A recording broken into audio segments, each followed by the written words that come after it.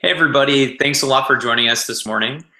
My name is Phil Strazula. You probably know me if you're on this webinar. You've probably seen our content before, but I'm one of the founders at NextWave Hire, which is a software company based in Boston. And what we do is we collect hundreds of employee testimonials about what's it like to work at your company.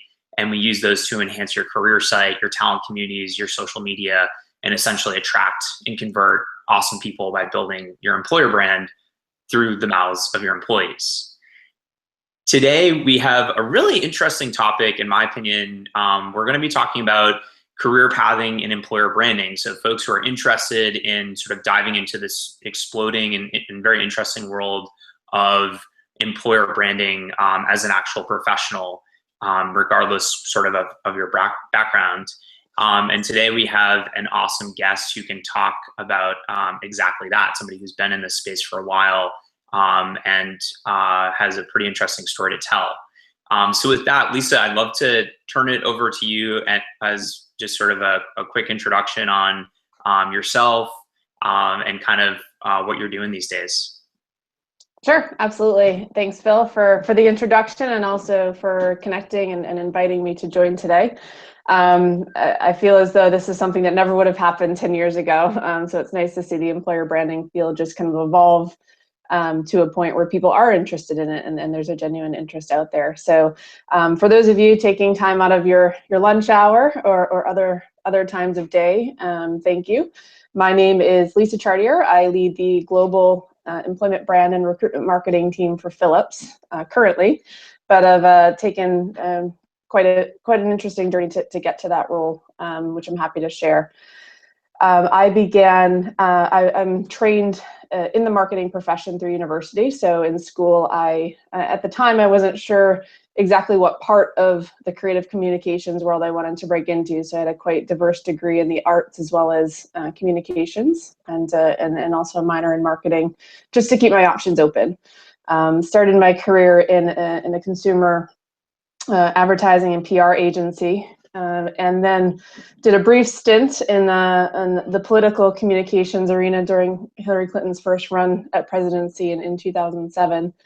And for several reasons, quickly realized that wasn't the industry that I wanted to be in. And at the time, had my resume on Monster and was approached by a recruitment advertising agency, which was very interesting to me because I didn't know that field even existed back then.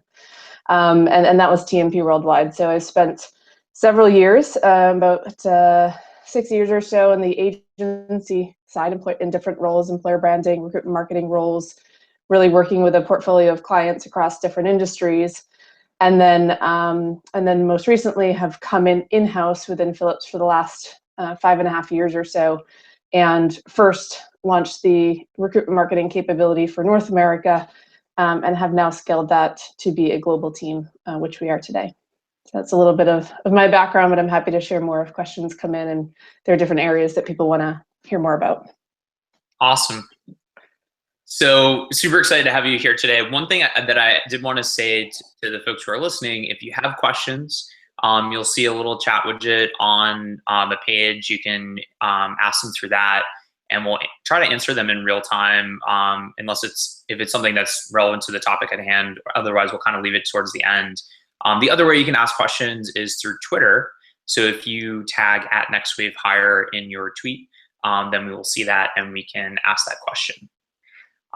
So Lisa, I kind of, when I was listening to you, I was like, wow, she's been in this space for longer than most people. And as you point out, when you got approached originally, you didn't even realize it existed.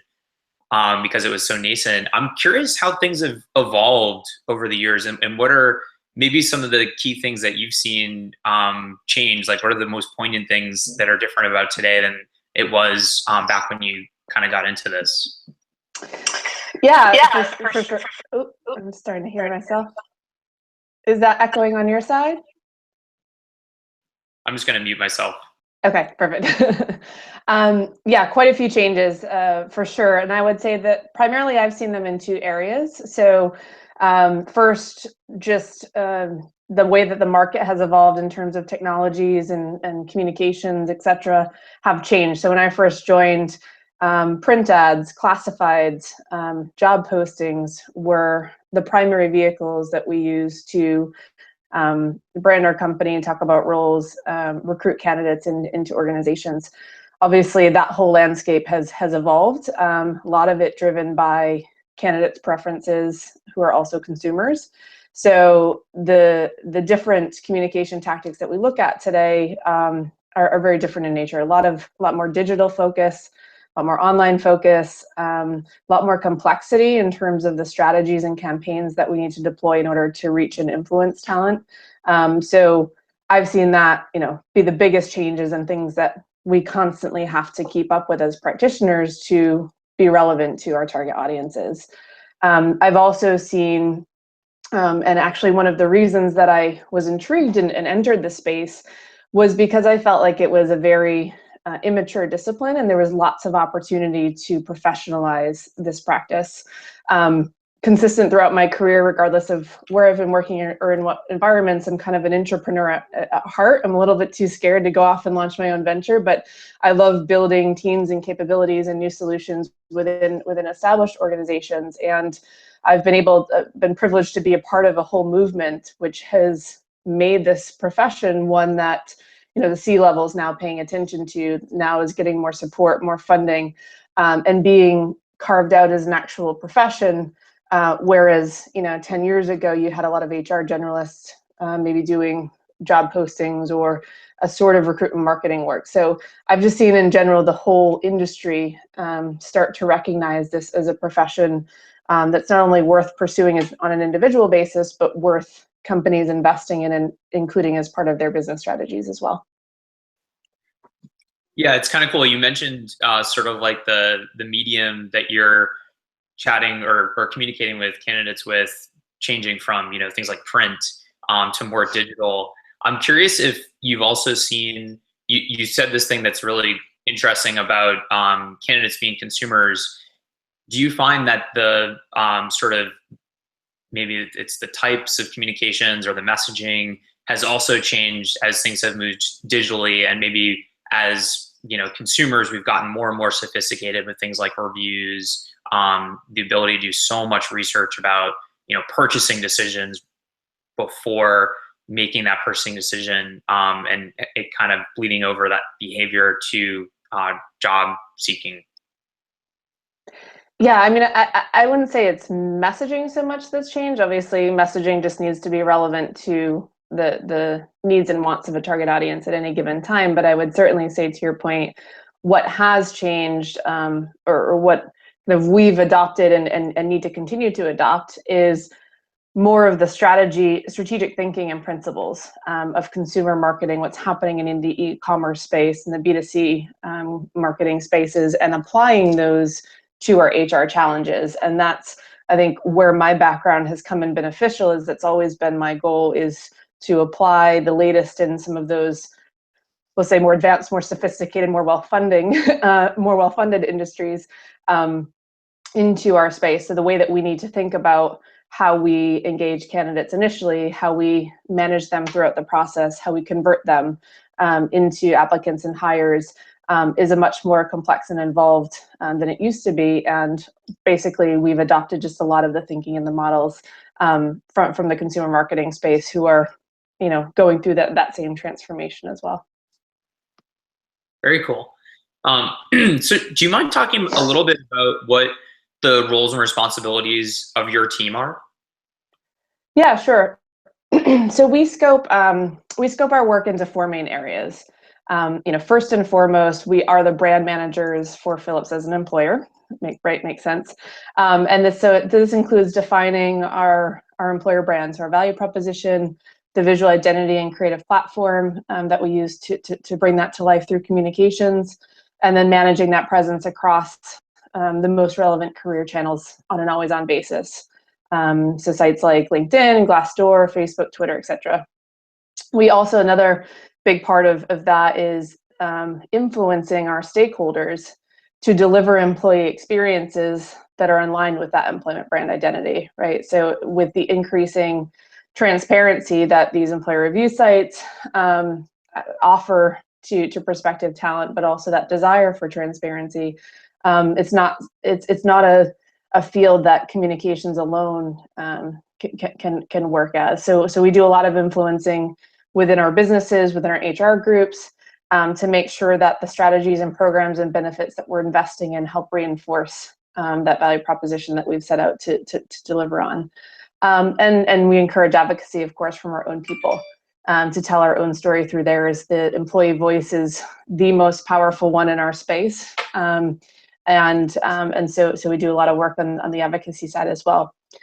The second area that we focus on is we develop and execute targeted recruitment marketing campaigns to generate awareness and interest in working for Philips.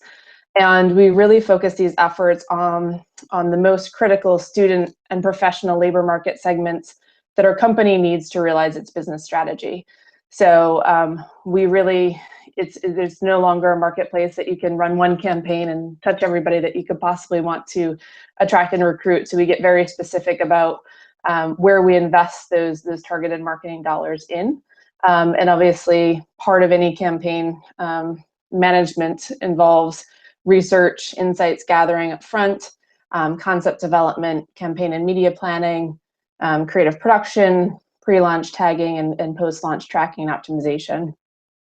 The third area, we lead and advise on relevant projects that will help us improve our operations and delivery as a holistic talent acquisition COE. So while we are a brand and marketing team, we are embedded within our talent acquisition organization and really view our recruiters and our sourcers as our sales team, right? So the projects that we need to kind of advise and lean on change every year based on the external market needs, based on our business challenges. But one example that we're focusing on right now is candidate experience design and improvement. So how do we educate our sales team, our talent acquisition partners, and hiring managers, and anybody who has a hand or influences a touch point in that candidate journey to really reinforce and make that a positive and compelling one for our brand.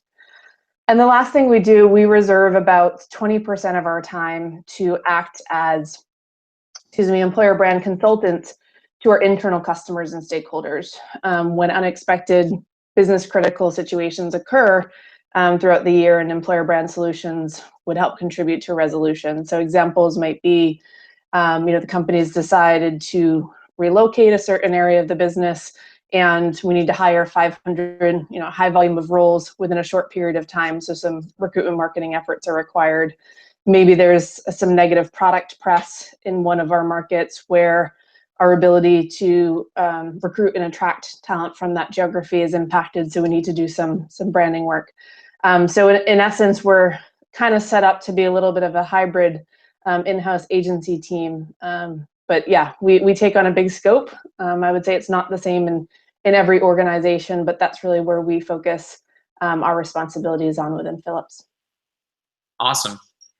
So one thing I'm curious about is how many people does it take to execute on all of these things? Because you guys are doing so much for such a large organization. Is it a large team of people who do this, or are you leveraging resources many times and partnering with other organizations within Philips, broadly speaking?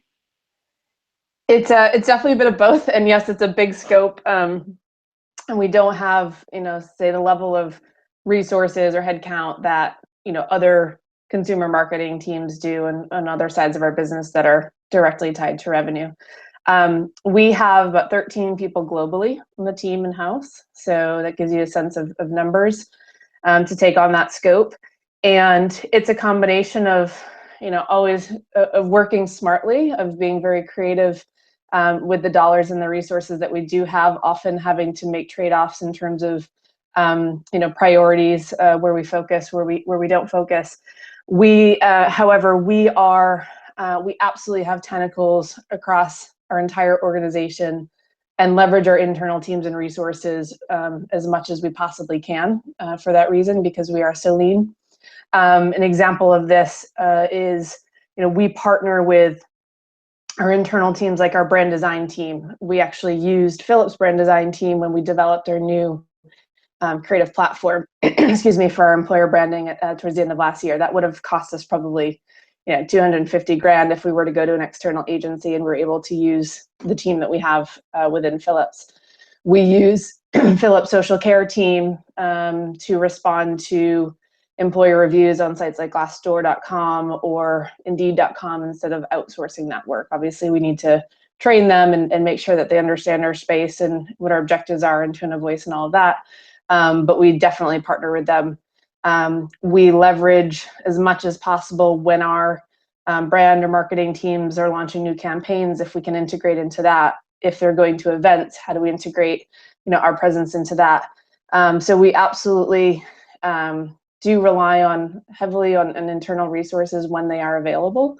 And I think that that's a reason why I would say working in this field is both hyper challenging relative to the scopes of what other marketing teams might have and take for granted, because you do need to build those bridges, influence those partnerships and the relationships to be able to do a lot with quite a little.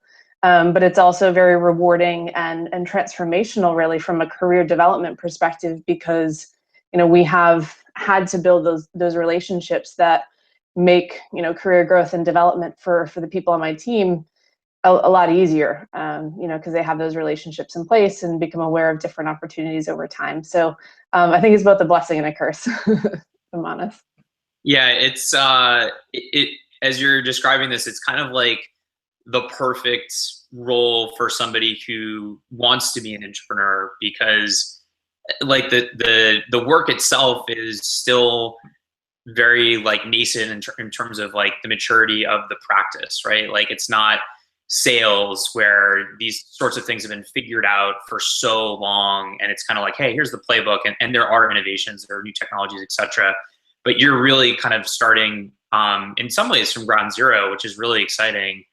And then even as you described your team of 13 people, my initial reaction was like, oh, that's kind of a big employer branding team, like, it's all relative. And I will say, I mean, relative to the industry and standard, and what I obviously network with a lot of practitioners in the space on an ongoing basis, and what I hear their structure is versus ours, I feel grateful.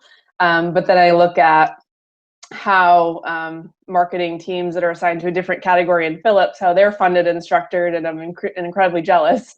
So yeah, it's all relative. I think if you compare it to, kind of apply that same org design and funding and headcount principle from consumer marketing teams, you're like, wow, that's next to nothing. But if you look at other organizations, because it is an emerging practice, we're fairly advanced in the model that we do have, and that's had to build up over time and through business cases and development. It's not something that just happened overnight. But I think that for me, I'm sure we'll get there, but as we talk about different skills and what you need to be successful in this field, technical skills are one thing, but there's a lot of soft skills that and just kind of traits that one would need to have to be successful, just given where we're at and the maturity of the whole discipline.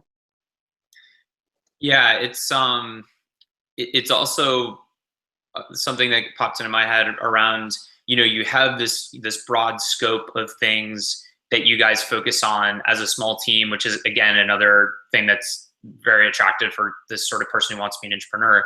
I'm wondering, and maybe, in part it's how you think about adding people to your team, but it's also in part of somebody who might want to go join an organization that isn't quite as mature in their employer branding function.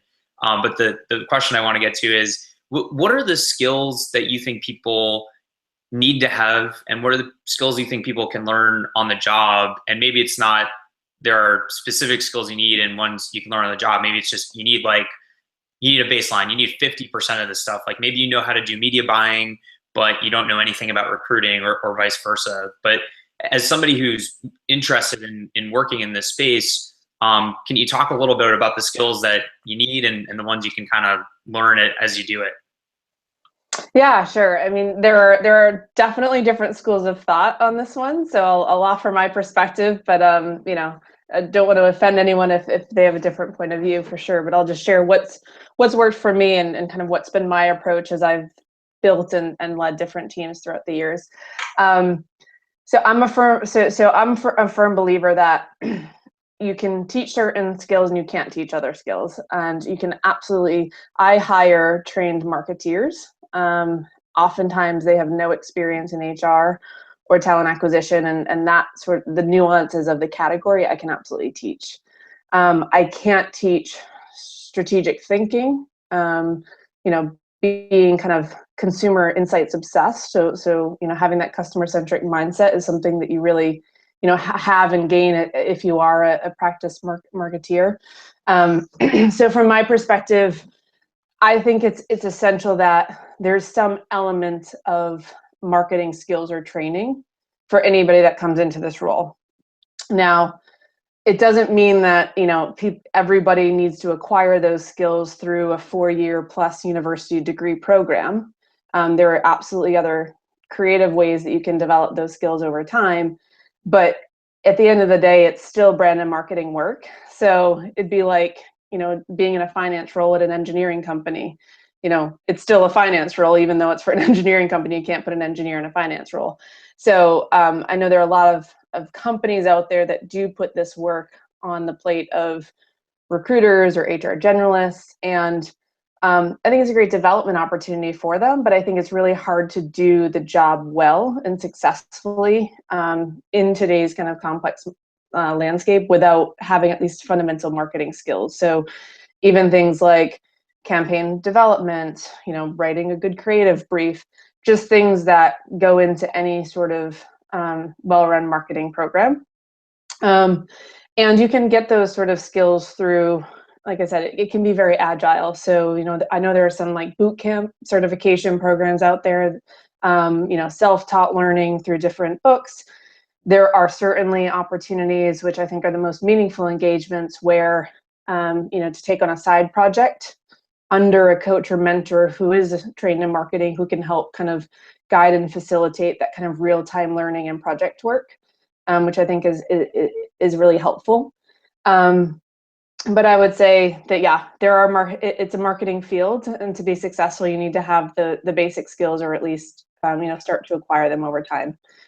Now, once you have those, I think it's once you have the skills, but not necessarily the proven background or experience, I would say it's a huge field that's ripe for kind of raising the hand, right? The volunteer work. And so I would say for those who have done a little bit of the homework, gotten those basic skills in place, but now are struggling to kind of break in, if you will, I would say don't be afraid to raise your hand or create new opportunities for yourself. A lot of the employer brand practitioners that I know today got to where they are because they just had a passion to do this work and volunteered to start doing it a portion of their time. Maybe it involved some longer hours, some unpaid extra assignments with little to no budget to start. But being able to prove small wins and show kind of a passion and a commitment to the field, over time they were able to get recognized and supported, and now have kind of created more definitive roles for themselves. So I would say it's a huge field that's right for that sort of entrepreneurialism.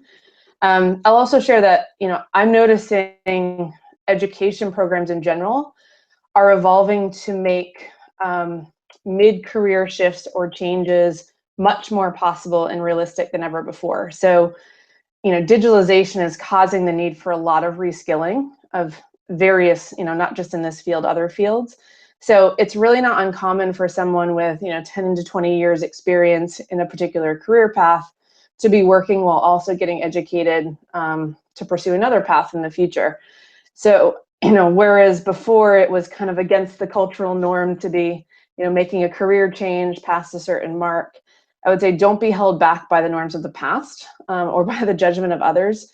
Few people will be able to stay in the same type of role or field for 30 plus years now, just given the pace of change that's happening in the market, the impact of new technologies on the workforce, et cetera. So if you're passionate about breaking into this as and growing a career in this field, then commit and do it. Not only are you smart for staying relevant, but there's an inspiring story within that, change, and it's your story to live and tell. So Yeah, I would say that's kind of it from more of the technical skills angle. And then I would say there are a lot of opportunities to overcome technical skills with soft skills. And as I was alluding to earlier, to be in this field today requires creativity, not just creativity on content or traditional marketing work, but creative problem solving. So I shared with you what our team is, but what I didn't share is our scope doubled this past year and my budget got cut in half. And the ask was go figure out how to maintain the same quality and service levels with half the budget. And so you find a way to get creative and do it. So really that kind of grit for creative problem solving in all aspects of business as well. Influencing abilities, like I said, to be able to deliver on requests like that, which are common. It requires a lot of business partnering, a lot of building relationships, getting other people to want to help you and support you, and being able to influence, like I said, not just the communications that we own and control, but others to deliver experiences that make employees want to tell a story in line with what you're trying to achieve. And so with all of that, I would also say the third soft skill is resilience. It's an exciting field. It's an exciting time for those who want to come in and make their mark on an evolving industry. But on a day-to-day basis, it's tough work. There isn't a guaranteed seat at the table, for you, for this type of team at the HR leadership table. You have to create that opportunity. It's not just a given that employer brand content is going to be approved or shared on your company's social media channels. You need to break down that barrier and prove why it should. So just the element of resilience and passion is absolutely essential to be successful long term. Awesome. Yeah, it's it's interesting your philosophy on sort of like the core marketing skill set, which I more or less agree with. And I think, as you point out, it's not as though you have to be a marketer and like that's your thing forever and ever, and has been in the past. There are so many programs these days where you can pick up skills here and there. I know one global head of employer branding at a Fortune 500 who was an HR person and went back and got a master's in marketing just because they were so passionate about this part of the equation. And so I think there are opportunities for people out there who are willing to put in the work and have a longer term perspective on things. And another thing that you point out is we're in an economy now where everything changes so quickly. I think it was Eric Schmidt, the former, or maybe current chairman of Google, former CEO, said, basically, he was giving a keynote and he said, everybody in this room in 5 years, like, you're going to be doing different jobs and some of it will be drastically different. And that means you're going to have to continue to get new skills. Yeah. So you're sort of in this like general manager position within the employer branding at Philips. I'm wondering if I'm somebody who's looking to break into this, what are some of the other roles? Like, you've got 13 people on your team. Are there functional roles? Are they all geographic focused? What are some of the different ways that I might be able to break in? Maybe not as, that general manager, head of employer branding type of role, but maybe something else that's still kind of in this space. Yeah, so there's, I like to think of it like you can break into one of two tracks, and it's not very different from any other brand and marketing career tracks that are typically out there. So one is what I call kind of a generalist track, and the other is more of a technical or subject matter expert track. So on the generalist, and my team is broken down just of those people. We have 3 technical experts and the rest are more in generalist roles. And those generalist roles basically involve managing the development and execution of employer branding strategies, recruitment marketing campaigns, et cetera, from an end-to-end perspective. So often they're the main client-facing point of contact, coordinating, all aspects of these different programs. Those generalist roles are typically better suited to those who do have more of the background, training, experience across different areas, because you need to use all of that at any given time. They're really for people who are also good at multitasking. There's always constantly multiple campaigns, projects, initiatives going on at any given time, and it's their job to call upon the experts as they need to deliver against a certain set of objectives. Now, those roles in my team are primarily based all around the world, and they have responsibilities for particular geographic regions. So, I have 2 people in EMEA that split our, probably have about 7 different markets each within EMEA. In Asia, we have 3 people that cover different parts of Asia. So in these sorts of roles, you get exposed to a lot of things quickly, but you're constantly having to kind of manage and prioritize demand across different regions, across different types of campaigns and solutions, etc. In the technical track, that's where you have really deep expertise in one part of that end-to-end process. And as such, there's people that really enjoy staying on top of emerging trends, being able to lead integration of trends and opportunities into our ways of working. And in our team, we have technical experts for digital marketing, content, and campaign management. And that's just with the resources we have. I will say there are far more technical track opportunities in other non-employer brand related categories that have more headcount. So you can, break down digital marketing even further, right? So you have experts in social and CRM and analytics, et cetera. We just don't have enough people to warrant that. But I think for someone breaking in, probably getting into a technical track is easier, because that's where really you can focus on developing one skill quickly and really well. And then after doing that and getting exposed and working with some of the generalist roles and other processes around that, it's a great opportunity to get exposed to those other areas and then decide whether you want to stay technical expert or more manage, whole programs from an end-to-end perspective. Interesting. And I wonder, so you're coming at this from the very large organization perspective. Yeah. Do you see roles in this space for smaller companies as well? Absolutely. I mean, there's roles in the space. I would say that in those types of situations, you pretty much have 1 or 2 headcounts that need to definitely act as generalists. You're not going to have a bunch of technical experts if you only have 1 or 2 heads in a team. So in those cases, yeah, it's one or 2 people managing basically a lot of different aspects of the employment brand strategy and the different programs. I think one of the challenges, if I think towards the future, or when I do talk to companies who are in that situation where it's, hey, we're a small company, like I can barely get funding for, I don't know, 1 piece of content, not to mention a whole team or campaign or so forth. I empathize with them, but I think there's also there's a trend happening, and I think it's going to hit them, and there's going to be solutions available for them. And the trend that I see happening is, because this is becoming seen as more and more of a business imperative by the C-suite, there's going to be kind of the demand for these services, and as such, they're going to need to put resources behind them. Now, I think what it will create, though, is there's not a huge supply of talent out there, because it's a relatively new field.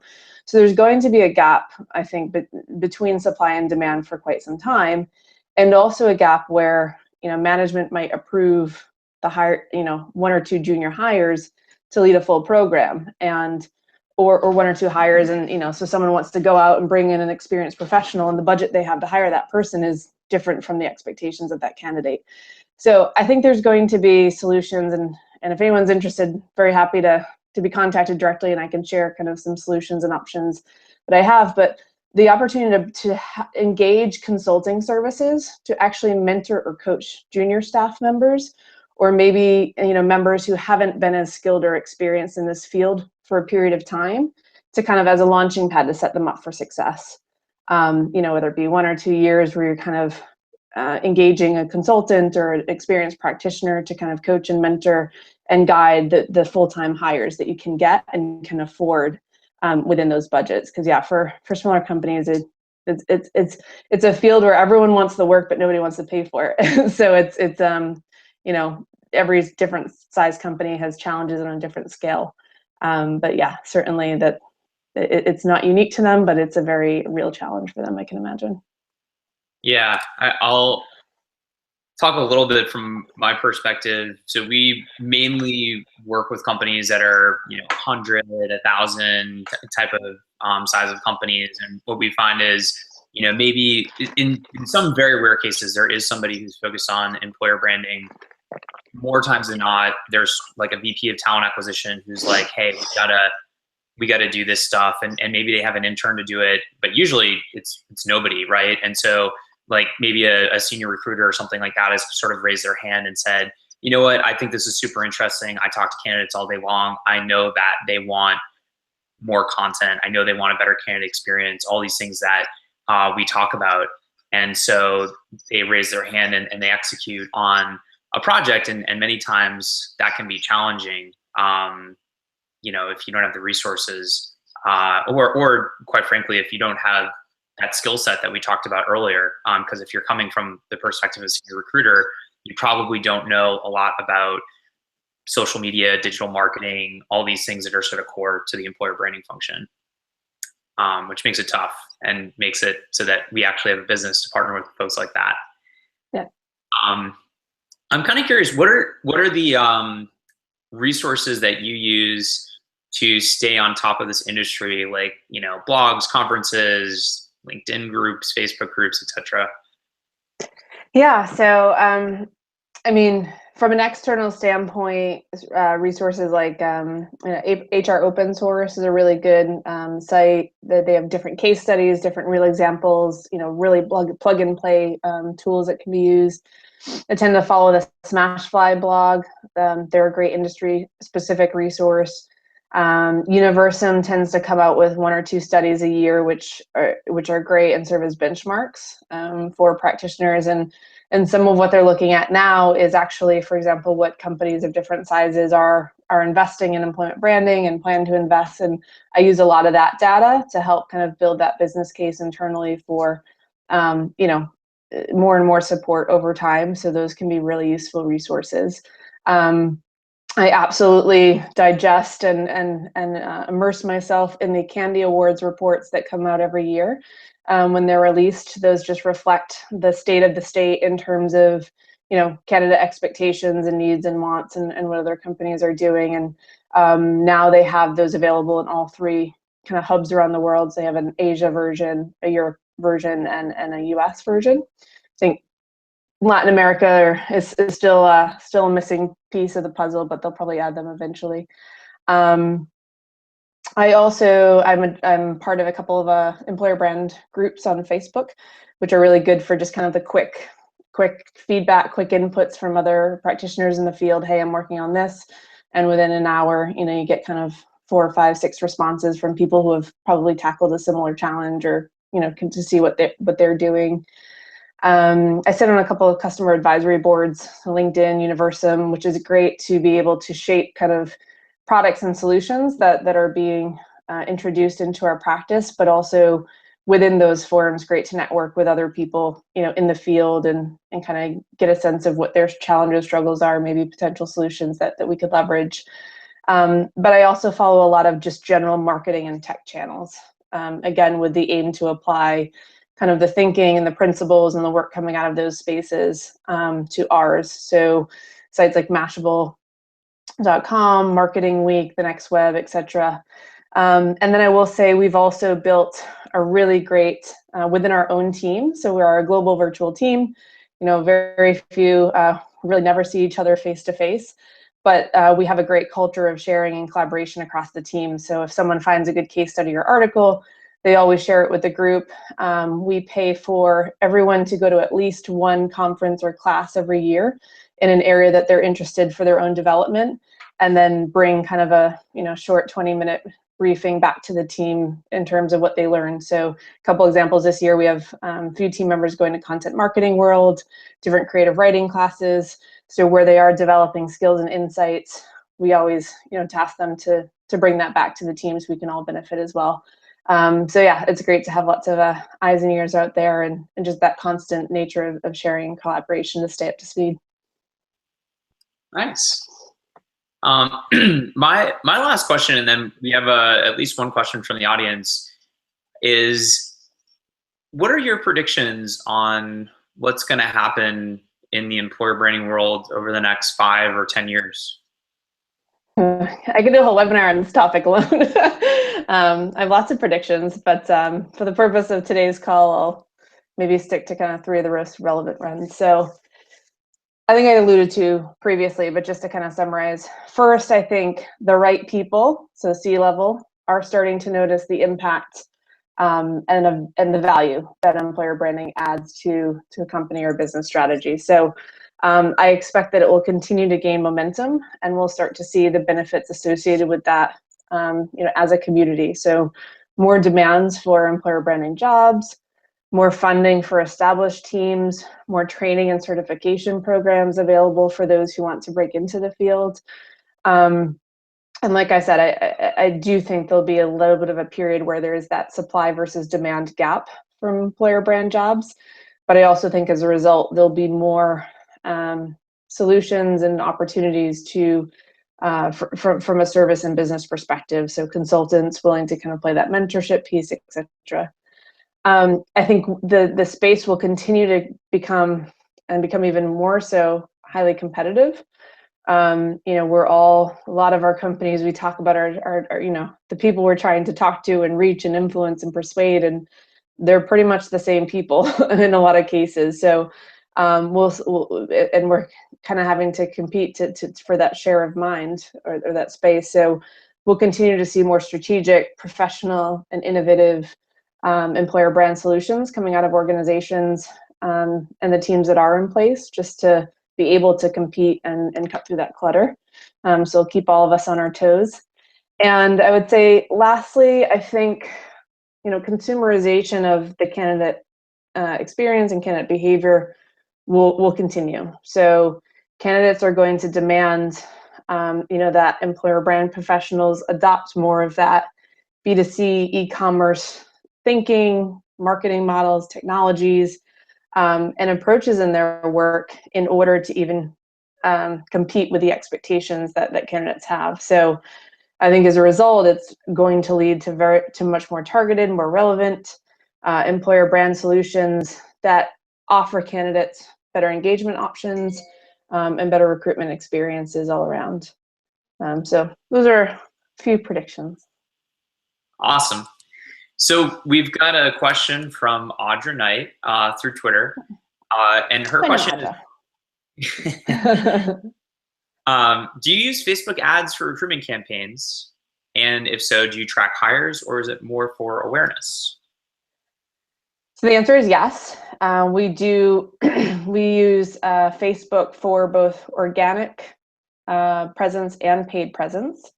We use them for both our always on, just kind of employer brand content, as well as targeted campaigns, and the objectives for each of those initiatives are different. So when we're looking for brand building, awareness, engagement, basically generating visibility so that when our recruiter and sourcing teams reach out to people, they have that awareness. In those programs, we care more about engagement on the content itself. So views, shares, likes, promote general advocacy behind the content. And then we'll measure that in biannual kind of research studies to see if holistically that channel, as well as others, are increasing awareness and consideration and interest in our brand from an employment perspective. Where we use Facebook within a targeted campaign plan, that's really where we measure more about conversions through to the website, through to applications, et cetera, and hire. Now, I will say one of the big gaps that we're currently working on fixing is the actual IT infrastructure that we have in place to enable those the analytics that we want to get. Right now, our career site, our ATS, our CRM don't talk to each other in a way that allows us to track through to hire with hard-coded source attribution. So, so the ideal end state is that by the end of the year, we will be able to say, yes, we generated X number of hires from the Facebook ads in this campaign. But we just, we don't have that yet in place from a technology standpoint, but that is the goal. Cool. So Lisa, thank you so much for sharing your own personal story, taking time out of your busy day, and just sort of sharing your knowledge with folks out there who are either, currently in these sorts of roles, and maybe looking to build their careers, or folks who are thinking about making a transition. I personally learned a lot, and I hope the people out there did as well. So thank you so much. My pleasure. Thanks for having me. And yeah, hope it was useful to your followers. And yeah, certainly let me know if there's anything else comes up. I'm always happy to help. Like I said, it's an industry in need of contribution and progression and evolution. So I'm very happy to be a part of that. And I hope others get involved, because we could use more practitioners in this space for sure. Definitely. Awesome. Have a good day, everybody. All right. Bye-bye.